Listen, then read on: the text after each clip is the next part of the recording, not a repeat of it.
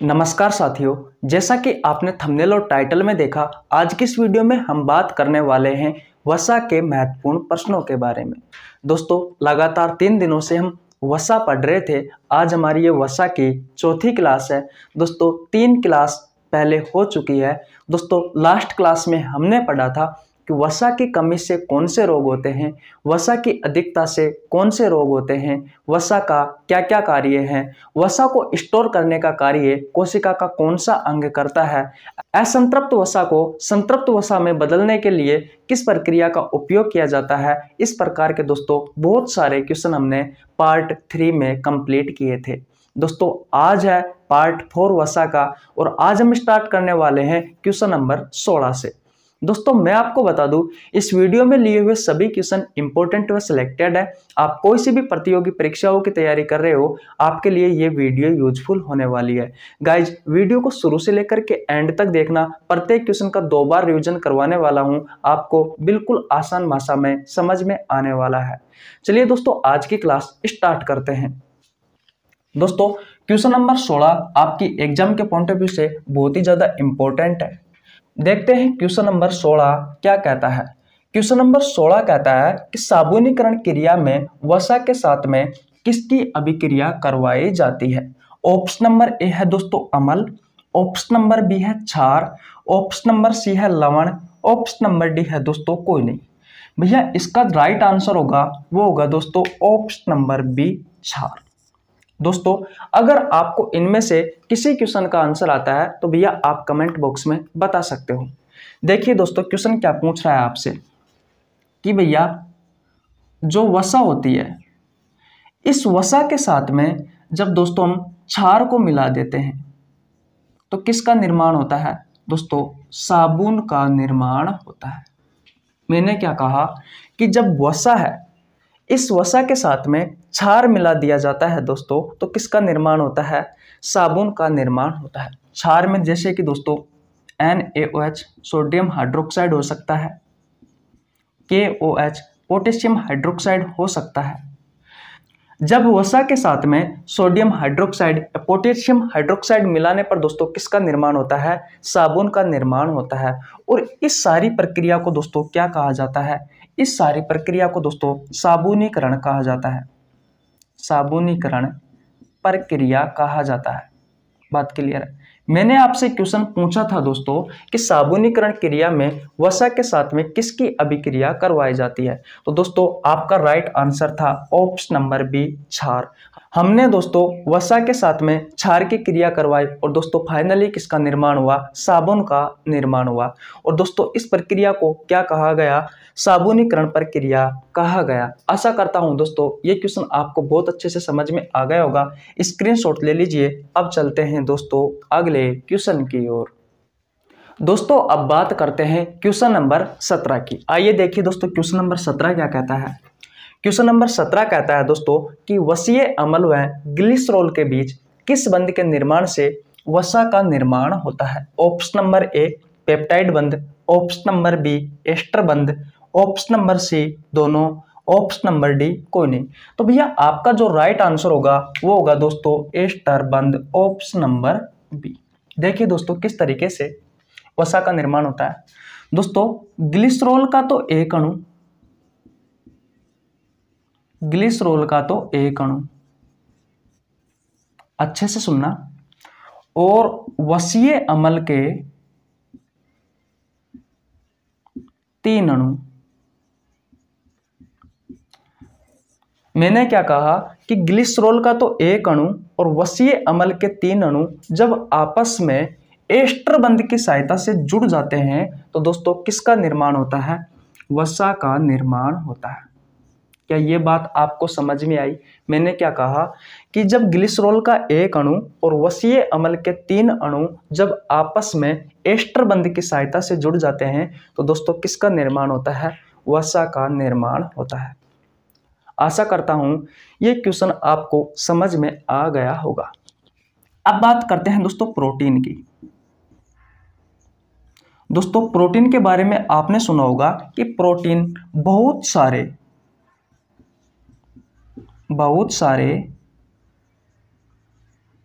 Amino अम्लों से बना होता है।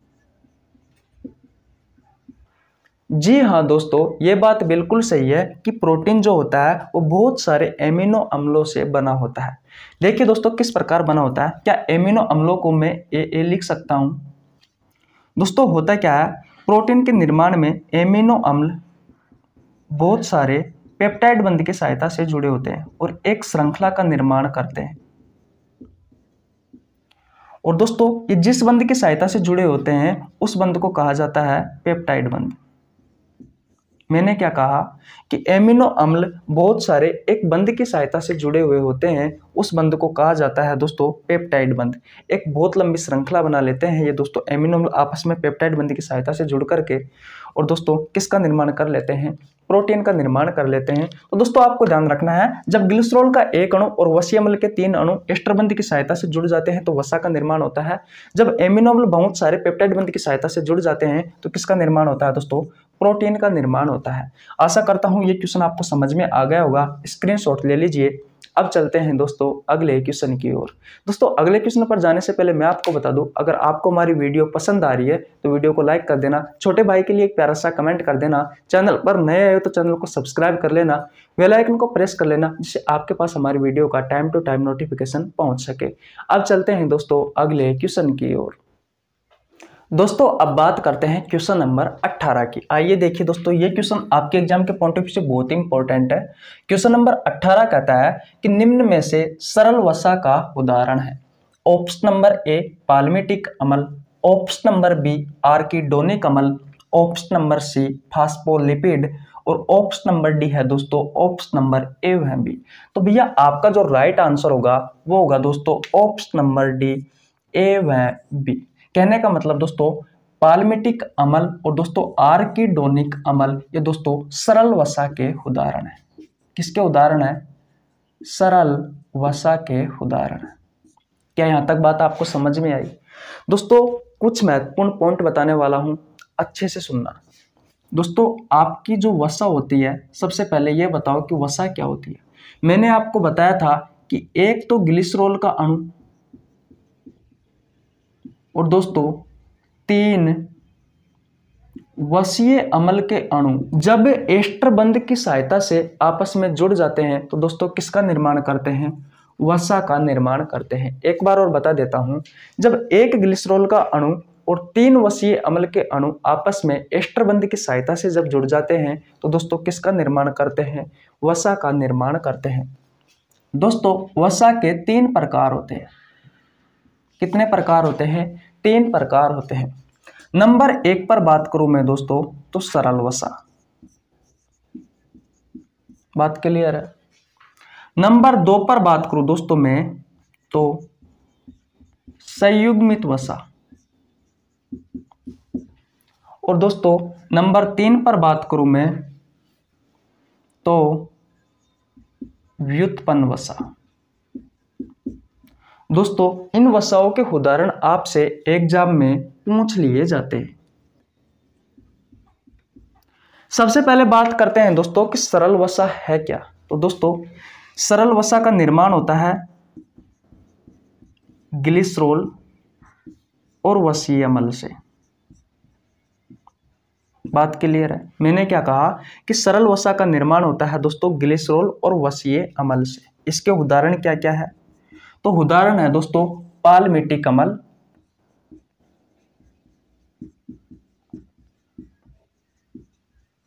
और इसका दूसरा उदाहरण क्या है दोस्तों? आर्किडोनिक अम्ल।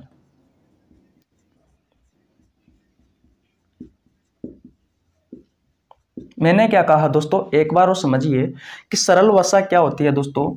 ग्लिसरॉल और वसीय अम्ल जब आपस में मिल जाते हैं दोस्तों तो किसका निर्माण करते हैं? सरल वसा का। इसके उदाहरण है पाल्मिटिक अम्ल और आर्किडोनिक अम्ल। दोस्तों पाल्मिटिक अम्ल के बारे में आपसे जो सीडीएस की एग्जाम होती है उस सीडीएस की एग्जाम में पूछा गया था। इंपॉर्टेंट है दोस्तों ये दोनों एग्जाम्पल, आपको ध्यान रखने। अब बात करते हैं दोस्तों संयुग्मित वसा की कि एक्चुअली में ये संयुग्मित वसा होती क्या है। दोस्तों जब सरल वसा के साथ में कोई क्रियात्मक समूह आपस में जुड़ जाता है, क्रियात्मक समूह जुड़ जाता है तो दोस्तों किसका निर्माण होता है? संयुग्मित वसा का निर्माण होता है।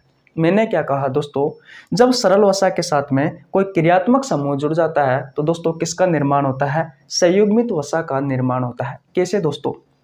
मान लीजिए एग्जाम्पल दे रहा हूं, ये वसा है, वसा के साथ में दोस्तों फास्फेट समूह जुड़ गया। कौन सा समूह जुड़ गया दोस्तों? फास्फेट समूह है जुड़ गया। तो दोस्तों किसका निर्माण होगा?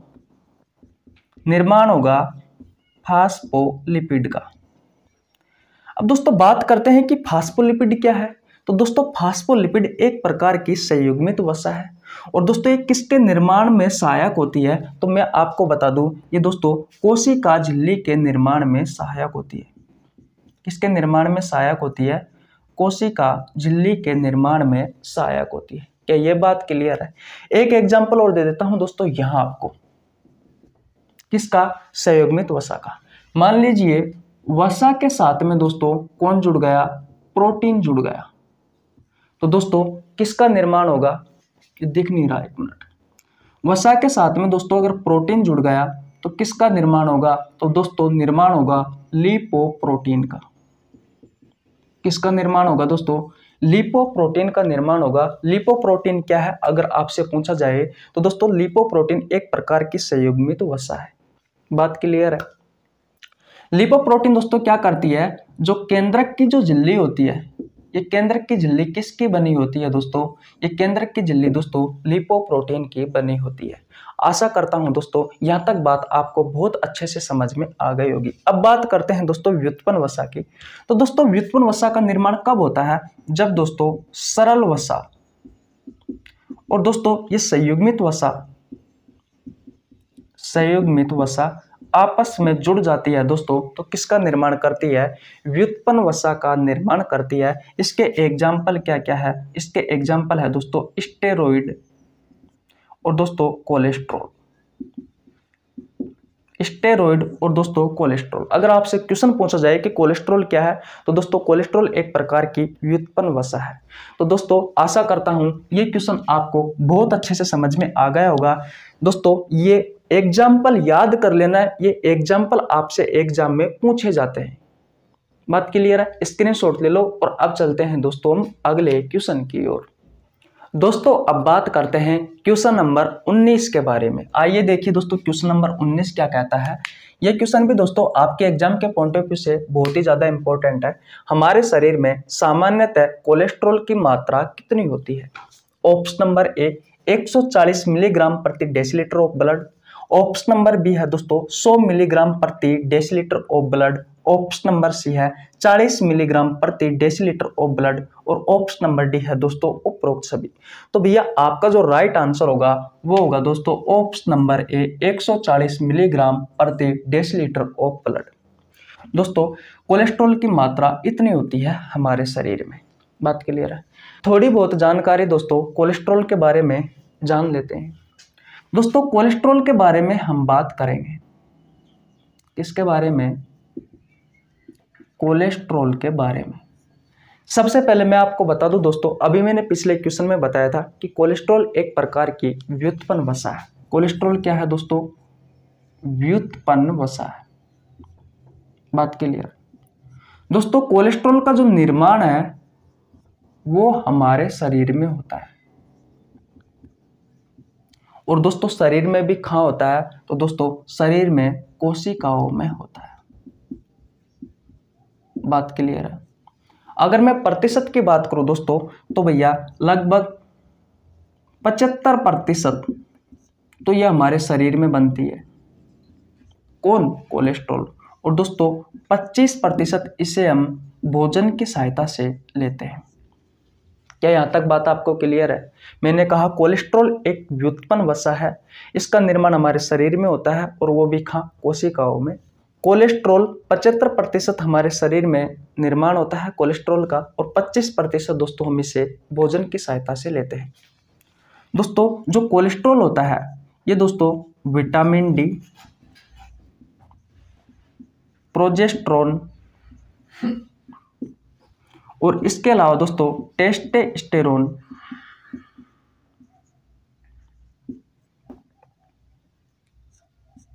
ये दोनों तो क्या है दोस्तों, हार्मोन है, और ये क्या है दोस्तों, ये विटामिन है। नाम से स्पष्ट हो रहा है। तो दोस्तों इनका निर्माण करने में कौन सहायक होता है, तो दोस्तों कोलेस्ट्रॉल सहायक होता है। क्या यहाँ तक बात क्लियर है? अब दोस्तों कुछ कहानी है उसके बारे में जान लेते हैं। दोस्तों जो कोलेस्ट्रॉल होता है इसके दो प्रकार होते हैं। एक प्रकार होता है दोस्तों इसका LDL, और दोस्तों दूसरा प्रकार होता है इसका HDL। LDL का मतलब क्या है दोस्तों और HDL का मतलब क्या है ये जान लेते हैं। LDL होता है दोस्तों low density lipoprotein cholesterol. HDL क्या होता है दोस्तों, HDL होता है हाई डेंसिटी लिपोप्रोटीन। इस LDL की, इस लो डेंसिटी लिपोप्रोटीन कोलेस्ट्रॉल की दोस्तों मात्रा हमारे शरीर में होती है 100 मिलीग्राम प्रति डेसीलीटर ऑफ ब्लड। 100 मिलीग्राम प्रति डेसीलीटर ऑफ ब्लड। ये दोस्तों गाढ़ा होता है, एक होता है पतला और एक होता है गाढ़ा। तो दोस्तों ये कैसा होता है, ये दोस्तों गाढ़ा होता है। दोस्तों ये हमारे ब्लड के साथ में घुलता तो है, ये ब्लड के साथ में घुलता तो है, लेकिन दोस्तों परेशानी आती है, घुलने में परेशानी आती है। लेकिन दोस्तों ये जो HDL होता है इसकी मात्रा हमारे शरीर में होती है भैया 40 मिलीग्राम प्रति डेसीलीटर ऑफ ब्लड। ये दोस्तों पतला होता है, ये दोस्तों हमारे रुधिर के साथ में, ये दोस्तों पतला होता है, और दोस्तों ये हमारे रुधिर के साथ में, ब्लड के साथ में आसानी से घुल जाता है। बात क्लियर है? दोस्तों ये हमारे शरीर के लिए अच्छा होता है HDL, और दोस्तों जो LDL होता है ये हमारे शरीर के लिए अच्छा नहीं होता। एक बार और रिवीजन करवा देता हूं दोस्तों, मैंने क्या कहा, कोलेस्ट्रॉल के दो प्रकार होते हैं, एक होता है LDL और एक होता है HDL। LDL को कहा जाता है दोस्तों लो डेंसिटी लिपोप्रोटीन, और HDL को कहा जाता है दोस्तों हाई डेंसिटी लिपोप्रोटीन। LDL की मात्रा कितनी होती है दोस्तों, 100 मिलीग्राम प्रति डेसीलीटर ऑफ ब्लड होती है हमारे शरीर में, और HDL की मात्रा होती है दोस्तों 40 मिलीग्राम डेसीलीटर ऑफ ब्लड। दोस्तों ये हमारे शरीर के लिए अच्छा नहीं होता, ये हमारे शरीर के लिए अच्छा होता है। क्यों नहीं होता है? क्योंकि दोस्तों ब्लड के साथ घुलने में इसमें परेशानी आती है, क्योंकि ये गाढ़ा होता है। दोस्तों ये हमारे शरीर के लिए अच्छा होता है, ये रुधिर के साथ आसानी से घुल जाता है दोस्तों, इसलिए दोस्तों हम इसे अच्छा मानते हैं। इससे दोस्तों कोई बीमारी नहीं होती, इससे बीमारी हो सकती है जैसे कि हार्ट अटैक जैसी संभावना पैदा हो सकती है। स्क्रीनशॉट ले लीजिए। अब चलते हैं दोस्तों अगले क्वेश्चन की ओर। दोस्तों आज का हमारा अंतिम क्वेश्चन और इस टॉपिक का अंतिम क्वेश्चन है क्वेश्चन नंबर 20। देखिए दोस्तों क्वेश्चन नंबर 20 क्या कहता है, आपके एग्जाम के पॉइंट ऑफ व्यू से बहुत ही ज्यादा इंपॉर्टेंट है। क्वेश्चन नंबर 20 कहता है कि ओमेगा 3 उदाहरण है। ऑप्शन नंबर ए संतृप्त वसा का, ऑप्शन नंबर बी असंतृप्त वसा का, ऑप्शन नंबर सी दोनों, ऑप्शन नंबर डी कोई नहीं। तो भैया आपका जो राइट आंसर होगा वो होगा दोस्तों असंतृप्त वसा। बात क्लियर है? ओमेगा 3 किसका उदाहरण है दोस्तों, असंतृप्त वसा का उदाहरण है। एक कहानी सुनना दोस्तों, जो वसीय अम्ल होता है इसके तो 3 अणु, और दोस्तों ग्लिसरॉल का 1 अणु जब आपस में एस्टर बंध की सहायता से जुड़ जाते हैं तो किसका निर्माण होता है दोस्तों, वसा का निर्माण होता है। अब दोस्तों हुआ क्या, इस वसीय अम्ल को दोस्तों 2 भागों में बांट दिया। कितने भागों में बांट दिया दोस्तों, 2 भागों में बांट दिया। एक भाग है दोस्तों संतृप्त वसा और एक भाग है असंतृप्त वसा। दोस्तों जो संतृप्त वसा है, इस संतृप्त वसा में क्या होता है दोस्तों, कार्बन कार्बन के बीच में एकल बंध पाया जाता है, एकल बंध पाया जाता है। क्या यहां तक बात क्लियर है? असंतृप्त वसा में क्या होता है दोस्तों, कार्बन कार्बन के बीच में या तो द्विबंध पाया जाएगा या फिर दोस्तों त्रिबंध पाया जाएगा। क्या ये बात क्लियर है? अब इसके एग्जाम्पल देख लेते हैं दोस्तों, आपसे एग्जाम्पल एग्जाम में पूछे जाते हैं। संतृप्त वसा के एग्जाम्पल क्या क्या है, जैसे कि दोस्तों डालडा, घी, नारियल का तेल,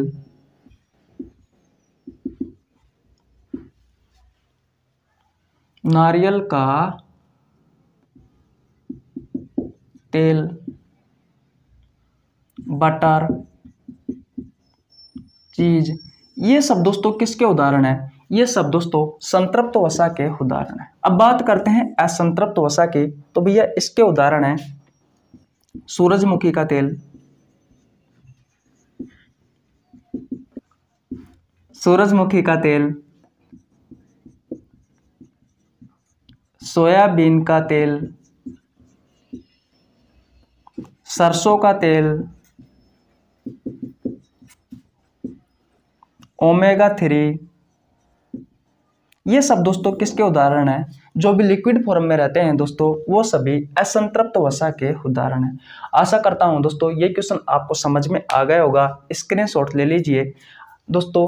तो अब आपको मैं बताता हूं, आज की क्लास है दोस्तों बहुत ही ज़्यादा इम्पोर्टेंट है, और आज हमारा वसा का चैप्टर बिल्कुल ख़त्म हो गया है। बिल्कुल हमने 0 लेवल से स्टार्ट किया था और दोस्तों बिल्कुल हाई लेवल पर जा करके छोड़ा है। आशा करता हूं आपको एग्जाम में मैंने बताए हुए क्वेश्चनों में से क्वेश्चन आपको देखने को मिलेंगे।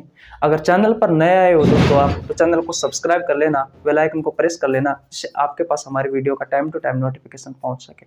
मिलते हैं किसी नेक्स्ट वीडियो में, तब तक के लिए जय हिंद, जय भारत।